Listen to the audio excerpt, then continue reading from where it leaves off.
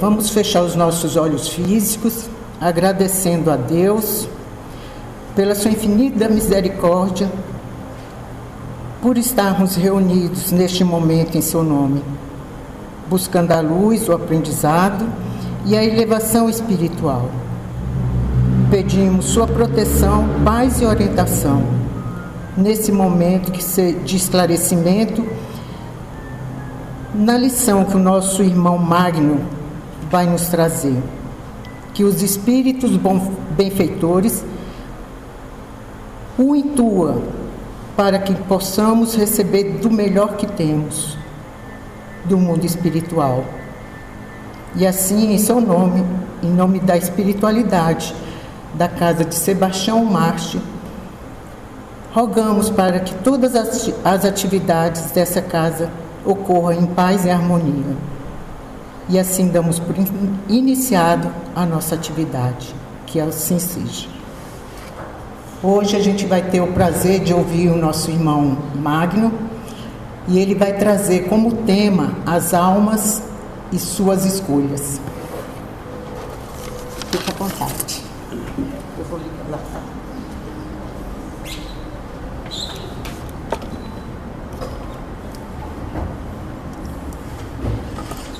Boa noite, que a paz de Cristo esteja com todos. As almas e suas escolhas.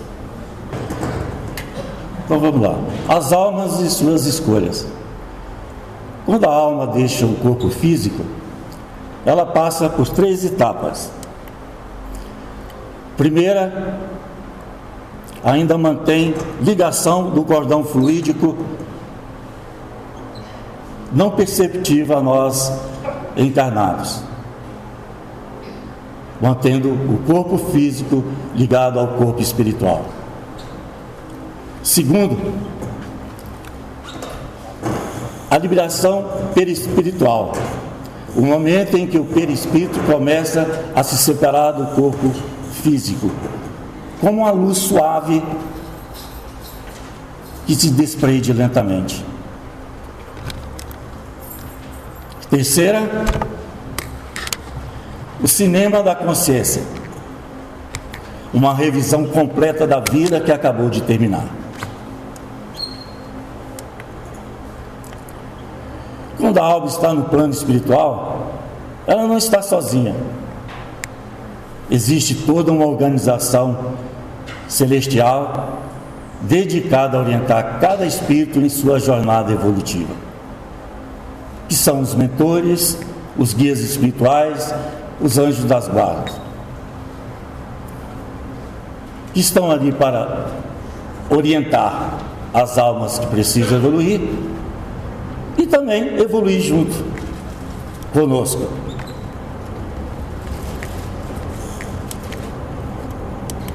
A reencarnação não é um processo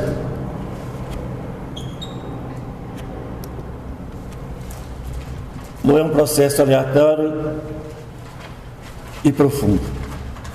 É uma oportunidade de crescimento cuidadosamente planejado. Quando a alma está pronta para reencarnar, ela é apresentada a um conselho de mentores espirituais, mas que não se trata de um julgamento, mas uma reunião de amor e orientação. A alma, nesse assento, junto com os seus guias espirituais, analisa as experiências de vidas passadas e escolhe passar por lições de aprendizagem ou qualidades de vidas que tem que evoluir.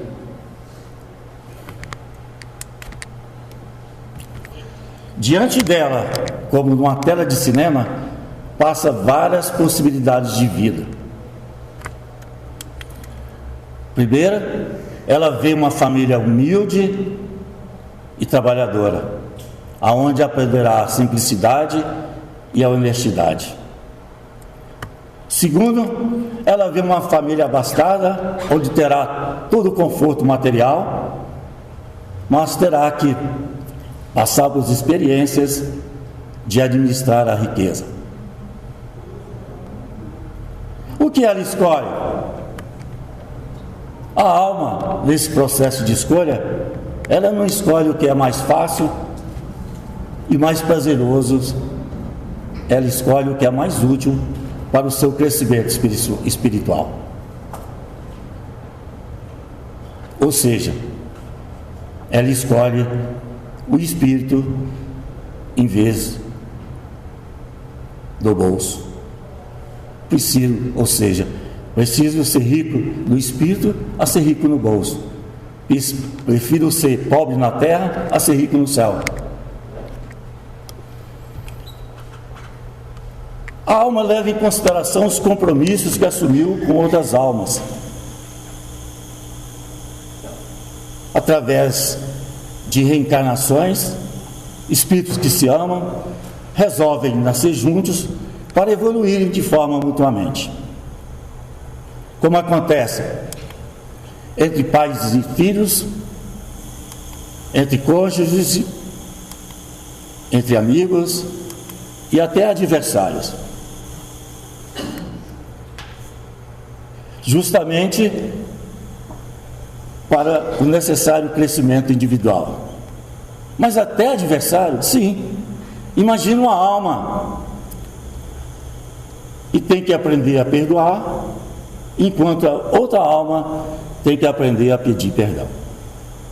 Por isso que podem evoluir de forma mútua, consciente desse processo de crescimento espiritual. Nada é por acaso na vida. Cada encontro, cada relacionamento significativo, cada pessoa que fica na nossa frente, que passa conosco, é tudo um processo de amor e está ali por uma razão profunda. Temos a chave e escolhemos as nossas oportunidades antes de nascer. Isto é, escolhemos os talentos e as dificuldades que passamos na próxima vida. O livre-arbítrio é sagrado também no plano espiritual, mas nenhuma alma está obrigada de escolher uma reencarnação. Na verdade, ela pode contar com seus amigos, mentores espirituais, para prosseguir nessa escolha de evolução.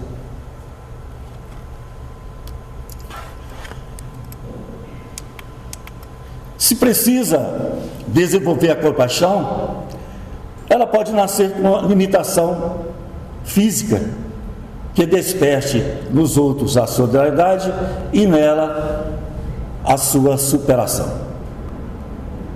Onde também passar por momentos de experiências de crueldade. Fez uma crueldade com alguém, mas mas no futuro ela pode escolher vivenciar a mesma situação, isto é, aprender a dor que causamos e desenvolver a compaixão. Mas se escolhemos a nossa vida antes de nascer, por que esquecemos dessas escolhas? O esquecimento é, na verdade, uma bênção e não uma limitação. Imagina se você lembrasse de tudo e lembrasse de todas as provas que você tem que passar no momento em que reencarna. É como você, ao evoluir, que coragem você vai ter, ou que desprendimento para enfrentar essas provas, se você já tem um conhecimento das provas. Que merecimento você vai ter? É como um estudante que vai fazer uma prova e antes da prova sabe todas as questões. Por isso que nós temos que esquecer. Mas essas provas levaria-se ao mérito e ao nosso esforço, o esforço de cada um no processo evolutivo. Imagina se você lembrasse que foi um rei em outra reencarnação. Talvez despertasse o quê? O orgulho. Ou, de repente, lembrasse de uma pessoa, de um algoz, não despertaria o rancor?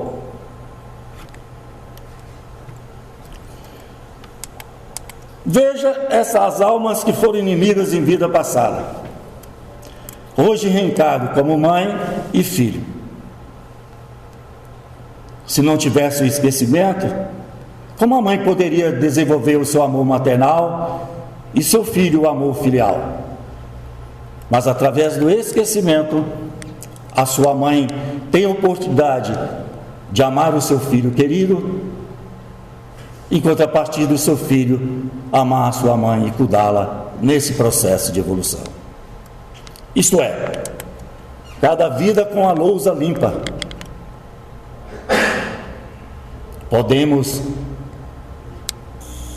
nos relacionar com as pessoas pelo que elas são e não pelo que elas foram.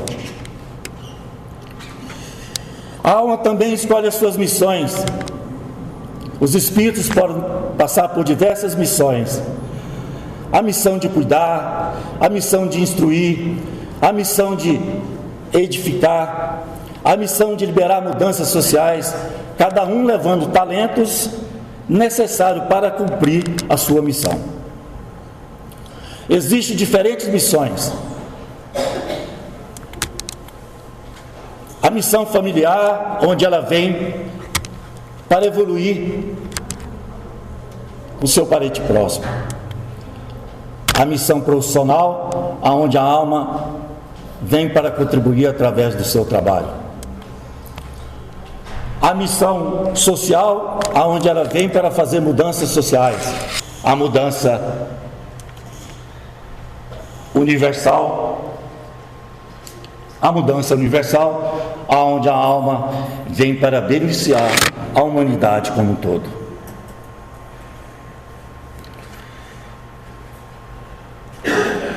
Não existe missão melhor do que a outra. Cada missão é importante nessa jornada evolutiva. Uma mãe que cuida amorosamente dos filhos, passando todos os conceitos morais, contribui na evolução como se fosse um líder mundial. O trabalhador honesto, um gari, que faz seu trabalho com dedicação, com amor, também contribui nesse processo de evolução. Deus não faz distinção entre as pequenas e grandes tarefas. Todas são importantes no plano divino.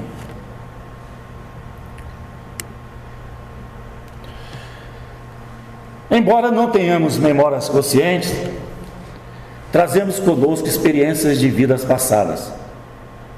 Mas como assim? Como assim?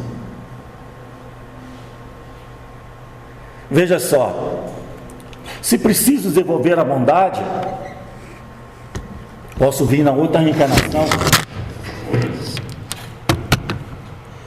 uma outra reencarnação, já com esse espírito de fraternidade e praticar a bondade. Se preciso desenvolver na vida anterior, eu sou sábio, inteligente, sapiência, posso vir na próxima reencarnação com a facilidade de aprender, de educar.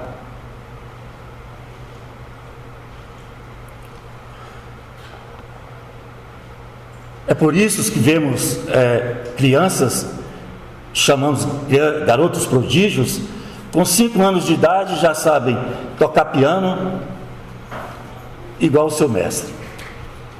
Mas isso não é por acaso, ela não aprendeu isso por acaso. A alma já desenvolveu esta habilidade em vidas anteriores. É o aprendizado, o conhecimento. Por outro lado, uma alma que cultivou o egoísmo em dias e vidas passadas pode nascer com tendência à ganância.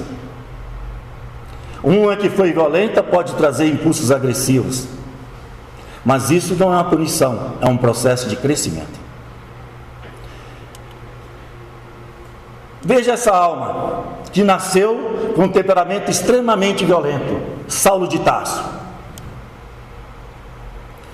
Perseguiu, assassinou os cristãos, porém, após encontro com Jesus a caminho de Damasco, perdeu a visão, ficou cego por 3 dias. Converteu-se ao cristianismo e daí tornou-se Paulo, o apóstolo dos gentios. Quando desencarna, depois de pregar todo o evangelho na Ásia e na Europa,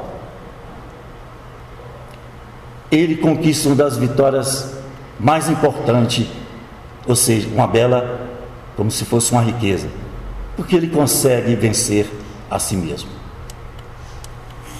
pregando o evangelho. Às vezes algumas almas são ligadas à religião, à ciência e às artes, mas vêm e passam por momentos de limitações, justamente para mostrar ao mundo que o poder está no espírito e não na matéria. Vemos pessoas que passam por limitações severas, mas mesmo com essas limitações, realizam coisas extraordinárias e conseguem influenciar milhões de pessoas.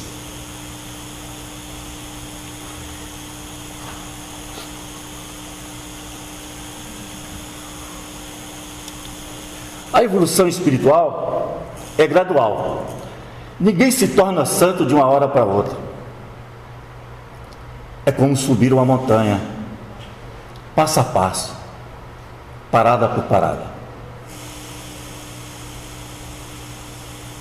A cada vida é uma etapa desta escalada.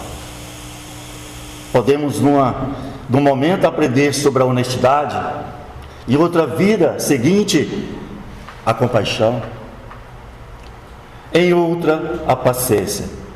Assim, vida após vida, vamos construindo o nosso caráter cada vez mais elevado.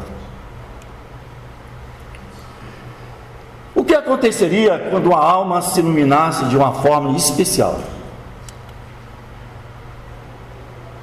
Na Terra, ela passa por mundos mais evoluídos, onde continuará crescendo, servindo, ou então se dedicará a adquirir outras almas e instruir, ainda que estão no início da jornada. Faz isso por amor e por desejo de servir.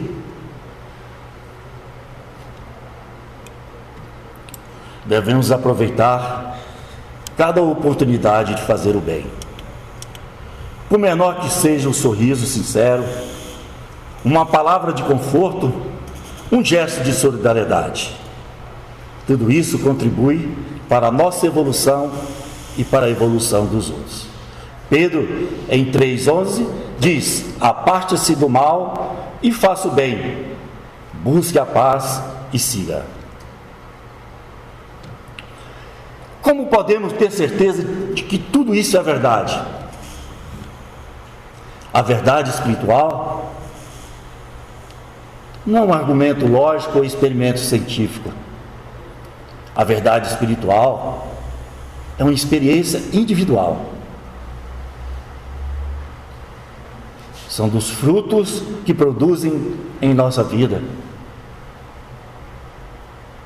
Quando você vive de acordo com os ensinamentos,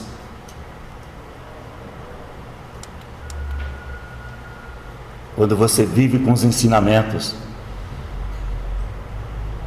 quando você ama o próximo, quando você perdoa as ofensas, quando você ajuda os necessitados, a sua alma fica leve, se torna uma paz interior, como exemplo de Francisco Cândido Xavier, uma paz interior, uma iluminação sublime, que nenhuma circunstância interna é capaz de acabar essa luz de iluminação, essa luz da evolução. Agora, alma que sou, compreendo que não sou vítima das circunstâncias, mas sim protagonista da minha própria evolução espiritual. Muitas pessoas estão sofrendo porque vivem perdidas, sem propósito. Apagou, né?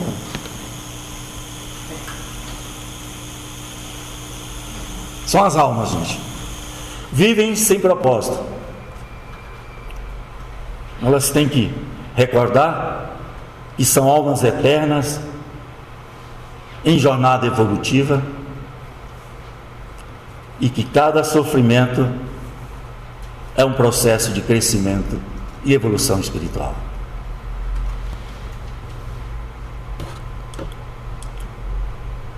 Veja essa rosa. Para florescer, ela precisa passar por ventos, chuvas e até granizo. Mas é justamente por passar por essas adversidades que ela se torna forte e bela no processo evolutivo. De tudo que foi comentado até agora, vamos fazer um parâmetro com as seguintes passagens do Cristo. Quando Jesus encontrou com o cego de Jericó, chamado Bartimeu, Jesus disse: vai, a tua fé te salvou. Quando ele se encontra com o paralítico de Cafarnaum, ele diz: coragem, filhos, os teus pecados estão curados. Levanta-te, pega a tua cama e vai para a tua casa. E na ressurreição de Lázaro, ele diz: Lázaro, venha para fora, desligai e deixai-o ir. Veja que nenhuma das passagens citadas e nas demais passagens do Evangelho, Jesus diz que curava o corpo físico dos necessitados. Porque assim ele expressava? Porque, na verdade, diz ele, que a cura do corpo é relativa. Todos os necessitados que Jesus curou, morreram. E todos nós vamos morrer, é um processo natural. Mas o que Jesus quis alertar é para dispersarmos sobre as doenças da alma, sobre o ódio, sobre a preguiça, sobre a cobiça, a inveja, a indisciplina. Porque necessitamos de curar essas doenças das almas, porque a verdadeira vida é a vida espiritual, enquanto a vida material é meramente transitória. Por isso que diz, e alguns o chamam, ou seja, Jesus, de um médico das almas. E o antídoto para curar as doenças das almas, ele sempre nos ensinou, que é o amor.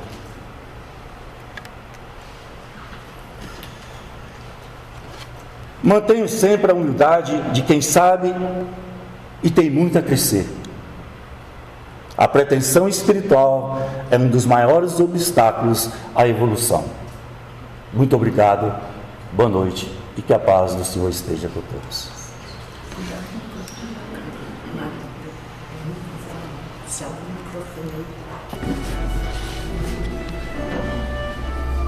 Vamos fazer a nossa prece de finalização dessa primeira atividade, agradecendo a Deus a oportunidade de estarmos aqui, ampliando o nosso horizonte da compreensão da vida, da eternidade e da experiência que temos condições de modificar o nosso futuro. Através dos ensinamentos, da colaboração do mundo espiritual. Que possamos ser a luz viva aonde passarmos, no nosso lar, no nosso trabalho, nos estudos, aonde possamos evoluir, crescer e fazer crescer a semente do Cristo no coração de cada um que tiver a oportunidade de nos conhecer, de nos passar pelo nosso caminho. E assim, em nome de Deus e de toda a espiritualidade amiga e benfeitora que aqui esteve e permanecerá, agradecemos a Deus. Que assim seja.